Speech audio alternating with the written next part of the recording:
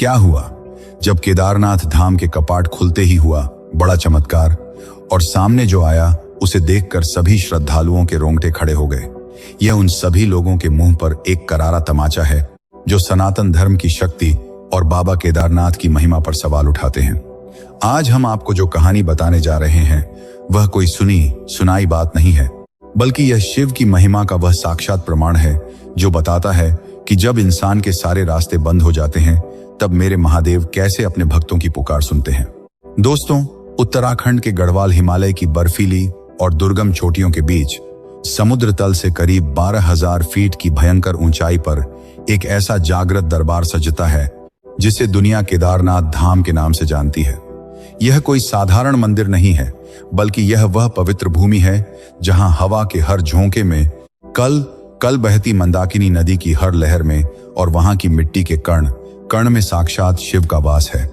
हमारे पुराणों के अनुसार महाभारत के भीषण युद्ध के बाद जब पांडव अपने ही सगे संबंधियों की हत्या के पाप से मुक्ति पाना चाहते थे, तब वे भगवान शिव को खोजते हुए हिमालय की इन्हीं दुर्गम वादियों में पहुंचे थे। महादेव उन्हें दर्शन नहीं देना चाहते थे, इसलिए उन्होंने एक बैल यानी वृषभ का रूप धारण कर लिया, और जब भीम ने उन्हें पकड़ा तो महादेव धरती में समाने लगे। उस समय बैल का जो पीठ वाला हिस्सा इसी स्थान पर रह गया, उसी की पूजा आज केदारनाथ ज्योतिर्लिंग के रूप में होती है। यहाँ का शिवलिंग दुनिया के बाकी शिवलिंगों की तरह गोल नहीं है, बल्कि एक तिकोने पत्थर के रूप में है, जो इसके साक्षात और प्राकृतिक होने का प्रमाण है। लेकिन दोस्तों, इस पवित्र धाम तक पहुंचना इंसान के बस की बात नहीं है। जब तक स्वयं केदारनाथ बाबा का बुलावा ना आए, तब तक दुनिया का कोई भी अमीर से अमीर या ताकतवर इंसान इस जानलेवा चढ़ाई को पार करके उनके दर्शन नहीं कर सकता। और ऐसा ही एक अद्भुत, रहस्यमयी और रुला देने वाला बुलावा आया मध्य प्रदेश के इंदौर शहर में रहने वाली एक अनाथ लड़की को, जिसके साथ 22 अप्रैल की उस कड़कड़ाती सुबह केदारनाथ के प्रांगण में जो हुआ उसने इतिहास रच दिया। इस चमत्कार एक घटना में आगे बढ़ने से पहले चैनल को सब्सक्राइब जरूर करें और केदारनाथ बाबा के सच्चे भक्त वीडियो को लाइक करें, और कमेंट बॉक्स में जरूर बताइए कि क्या आप इस वर्ष केदारनाथ बाबा के दर्शन करने के लिए जा रहे हैं या पहले जा चुके हैं। जरूर बताइएगा, और किस वर्ष में गए हैं वह भी बताइएगा। कहानी की शुरुआत होती है मध्य प्रदेश के इंदौर शहर से, जहां आंचल शर्मा नाम की एक लड़की रहती थी। आंचल का जीवन शुरू होने से पहले ही दुखों के एक भयानक तूफान से घिर चुका था। आंचल के माता पिता ने परिवार के खिलाफ जाकर लव मैरिज की थी, जिसके कारण परिवार वालों ने उनसे सारे रिश्ते तोड़ लिए थे। किस्मत का क्रूर खेल देखिए, शादी के कुछ ही महीनों बाद एक भयानक हादसे में आंचल के पिता की मौत हो गई। उस समय आंचल की मां गर्भवती थी और उनके गर्भ में 2 जुड़वां बच्चे पल रहे थे। दुखों का पहाड़ टूट पड़ा था, लेकिन उस बेबस मां ने जैसे तैसे 9 महीने काटे, और जब बच्चों को जन्म देने का समय आया तो प्रसव पीड़ा के दौरान ही उस बेचारी मां ने भी दम तोड़ दिया। लेकिन मरते मरते उसने 2 बच्चों को जन्म दिया, एक बेटी जिसका नाम आंचल पड़ा और एक बेटा जो आंचल का जुड़वा भाई था। अब सबसे बड़ा सवाल यह था कि दुनिया में एकदम अकेले रह गए इन 2 नवजात अनाथ बच्चों को पालेगा कौन। ननिहाल वालों ने तो साफ मुंह फेर लिया था। ऐसे में उसी अस्पताल की एक दयालु नर्स ने उन दोनों बच्चों को गोद ले लिया, क्योंकि उसकी खुद की कोई संतान नहीं थी। शुरुआत में उस नर्स ने बहुत प्यार से दोनों को पाला, लेकिन जैसे जैसे बच्चे थोड़े बड़े हुए, तब एक बहुत ही खौफनाक सच सामने आया। आंचल का जो जुड़वा भाई था, उसका एक पैर पूरी तरह से लकवाग्रस्त था। डॉक्टरों ने जांच के बाद साफ कह दिया कि यह बच्चा जिंदगी भर अपने पैरों पर ठीक से खड़ा नहीं हो पाएगा, यह हमेशा के लिए अपाहिज है। यह सुनकर उस गरीब नर्स के पैरों तले जमीन खिसक गई।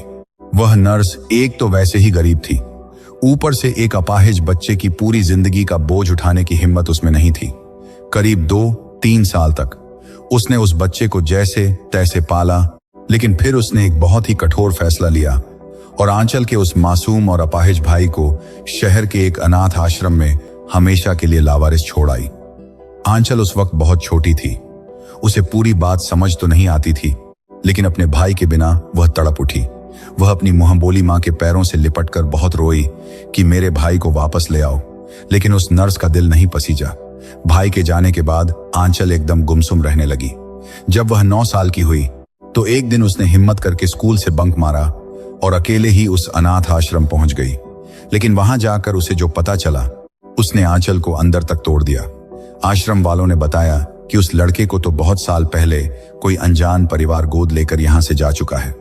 निराश होकर जब आंचल घर लौटी तो उस नर्स ने उसे बहुत बेरहमी से पीटा। वक्त अपनी रफ्तार से बीतता रहा। आंचल 16 साल की हुई और किस्मत ने एक बार फिर उसके साथ क्रूर मजाक किया। उम्र और बीमारी के चलते वह नर्स भी आंचल को इस जालिम दुनिया में बिल्कुल अकेला छोड़कर हमेशा के लिए भगवान को प्यारी हो गई। अब आंचल सच में पूरी तरह अनाथ हो चुकी थी। किराए के एक छोटे से कमरे में वह अकेले घुट घुट कर जी रही थी। लेकिन दोस्तों, कहते हैं ना कि जिसका इस दुनिया में कोई नहीं होता उसके साक्षात महाकाल होते हैं। केदारनाथ धाम के बारे में कहा जाता है कि शिव अपने भक्तों की बहुत कठिन परीक्षा लेते हैं। केदार घाटी का मौसम और वहां का रास्ता जितना दुर्गम है, शिव की परीक्षा भी उतनी ही कठिन होती है। लेकिन जो इस परीक्षा में टिक जाता है, शिव उसके लिए पूरी दुनिया पलट देते हैं। एक दिन आंचल की एक सहेली ने उसे रोता हुआ देखकर कहा कि तू इतनी परेशान क्यों है? तू बाबा केदारनाथ से मन्नत क्यों नहीं मांगती? लोग कहते हैं कि जो इंसान सच्चे मन से केदारनाथ बाबा के सामने झोली फैलाता है, बाबा कभी उसे खाली हाथ नहीं लौटाते। उस दिन आंचल ने अपने आंसुओं को पोंछा और अपने घर के उस छोटे से मंदिर में हाथ जोड़कर मन्नत मांगी कि हे केदारनाथ बाबा, मुझे जीवन में सफल बनाओ, और अगर मैं सच में आपकी बेटी हूं तो मेरे उस बिछड़े हुए भाई से मुझे एक बार मिला दो। इस अटूट विश्वास के साथ आंचल ने शहर के एक भीड़ भाड़ वाले चौराहे पर एक छोटी सी ठेला गाड़ी लगाकर आर्टिफिशियल ज्वेलरी बेचना शुरू किया। शिव की कृपा से उसका काम चलने लगा। लेकिन 6 महीने बाद ही नगर निगम ने अतिक्रमण के नाम पर उसकी वह दुकान हटा दी। आंचल फिर सड़क पर आ गई, लेकिन उसने हार नहीं मानी। उसने अपना दिमाग लगाया और अपनी उन ज्वेलरी को ऑनलाइन इंटरनेट पर बेचना शुरू किया। देखते ही देखते उसकी किस्मत ऐसी पलटी कि उसके डिजाइन रातों रात पूरे भारत में वायरल हो गए। जहां दिन के 2 ऑर्डर आते थे, वहां एक ही दिन में सैकड़ों ऑर्डर आने लगे। कुछ ही सालों में आंचल ने अपनी खुद की एक बड़ी सी दुकान खोल ली और महीने के लाखों रुपए कमाने लगी। उसे सब कुछ मिल गया था, लेकिन इंसान की फितरत देखिए। जब इंसान के पास पैसा और कामयाबी आती है तो वह भगवान को भूल जाता है। आंचल भी अपने बिजनेस में इतनी उलझ गई कि वह केदारनाथ बाबा को दी हुई अपनी मन्नत पूरी तरह भूल गई।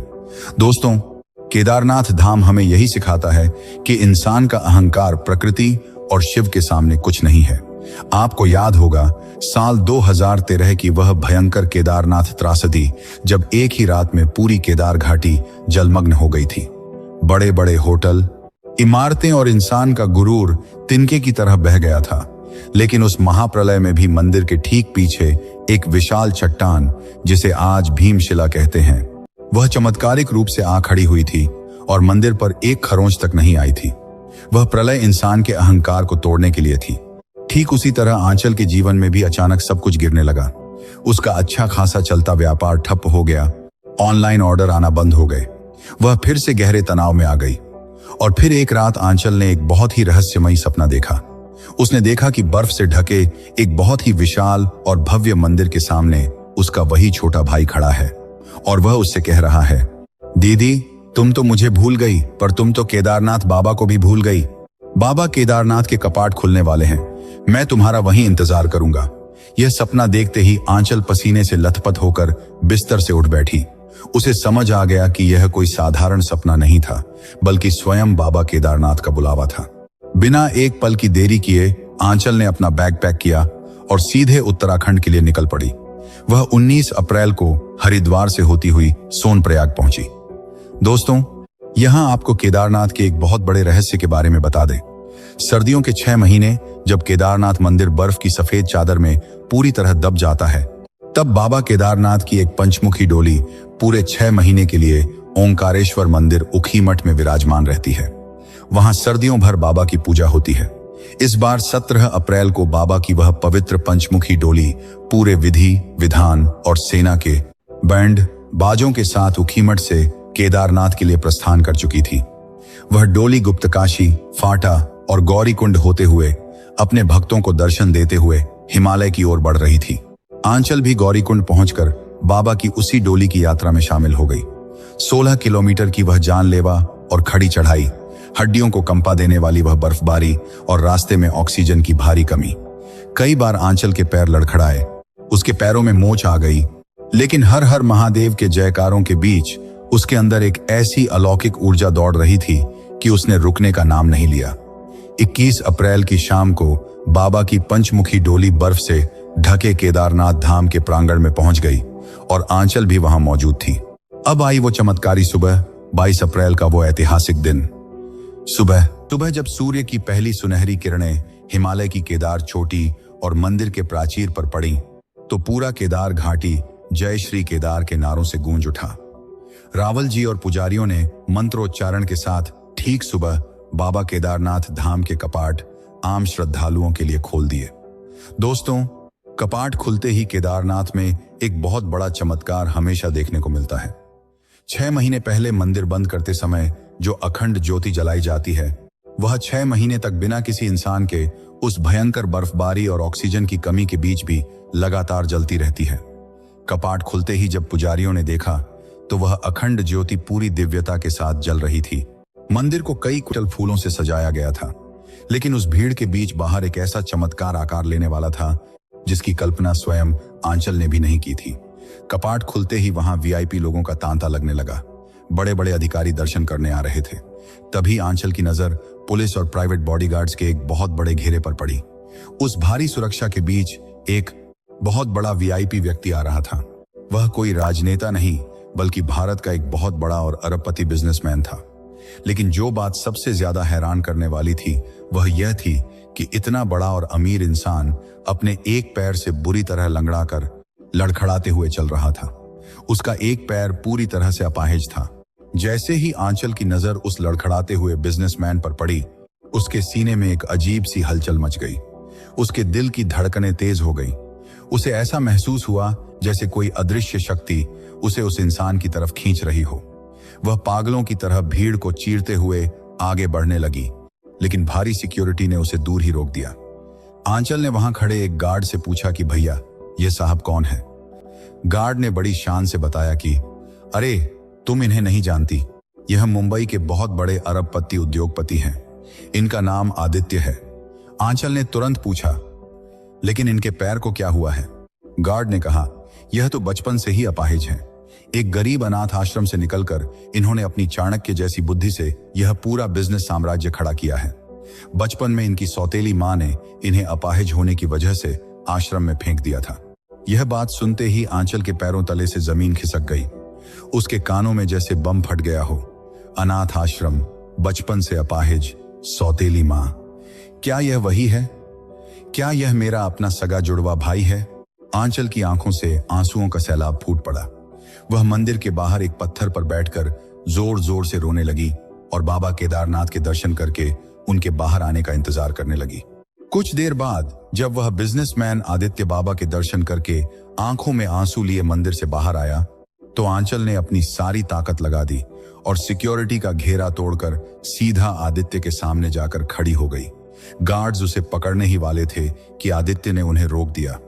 आंचल ने कांपते हुए होंठों और रोती हुई आवाज में सीधा सवाल किया, मुझे आपसे बस एक बात जाननी है, आपका जन्म कहाँ हुआ था? आदित्य थोड़ा हैरान हुआ, लेकिन उस लड़की की आंखों में एक अजीब सा दर्द देखकर उसने जवाब दिया, मेरा जन्म मध्य प्रदेश के इंदौर शहर में हुआ था। पैदा होते ही मेरी सगी मां भगवान को प्यारी हो गई थी।